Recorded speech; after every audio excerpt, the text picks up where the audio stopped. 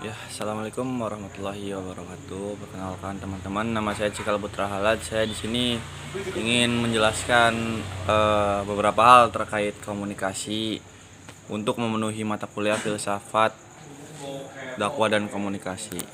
Komunikasi itu bukan cuma sekedar berbicara, bukan soal siapa yang paling lantang, siapa yang paling banyak bicara atau siapa yang paling berkuasa.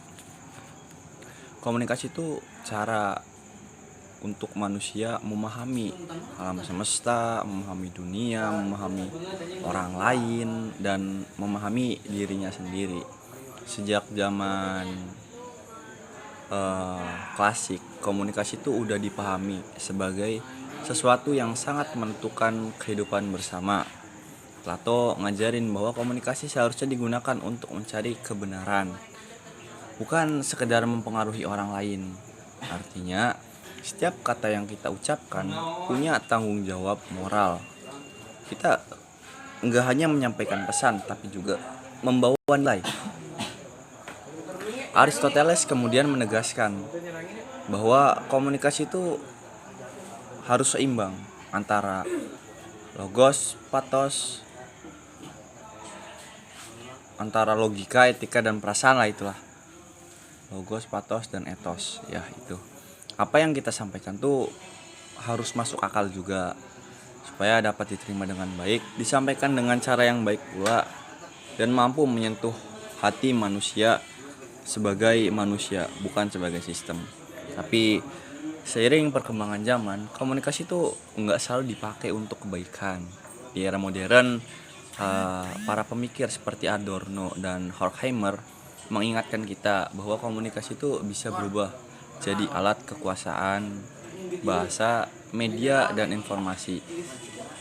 Seringkali digunakan untuk mengendalikan, membentuk opini, bahkan meninabobokan masyarakatnya tanpa masyarakat itu sadari.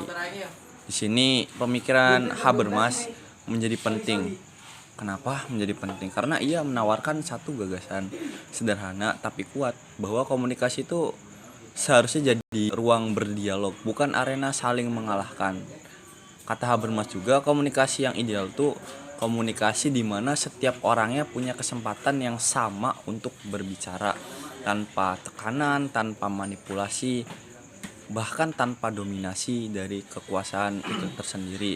Bukan untuk menang debat, tapi untuk mencapai pemahaman bersama untuk kepentingan bersama pula.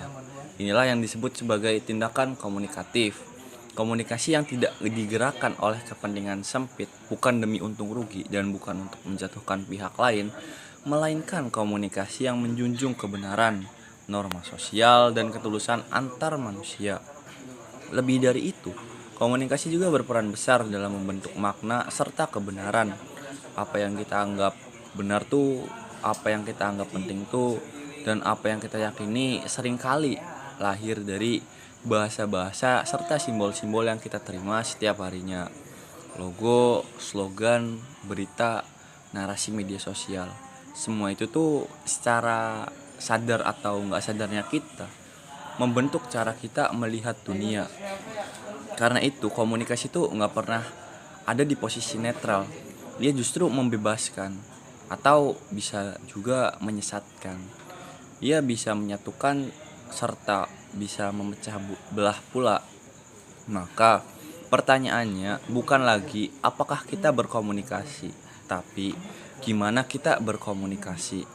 Apakah kata-kata kita membuka ruang dialog atau justru menutupnya?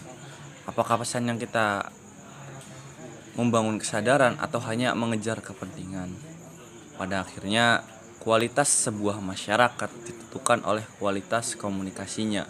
Kalau komunikasinya jujur, terbuka, serta berorientasi pada nilai-nilai kebaikan bersama, maka keadilan, pemahaman, dan kemanusiaan pasti bakal tumbuh. Namun, jika komunikasi hanya menjadi alat kekuasaan dan manipulasi, yang lahir bukan kebenaran, melainkan konflik serta ketidakadilan. Komunikasi itu bukan sekedar menyampaikan pesan. Ia adalah cara kita memperlakukan sesama manusia. Dan dari sanalah masa depan bersama dibentuk. Sekian yang dapat saya sampaikan terkait materi yang saya pelajari dan saya buat dari makalah saya. Untuk kurangnya mohon maaf. Wallahumma fiq ila aqwamit thoriq. Wassalamualaikum warahmatullahi wabarakatuh.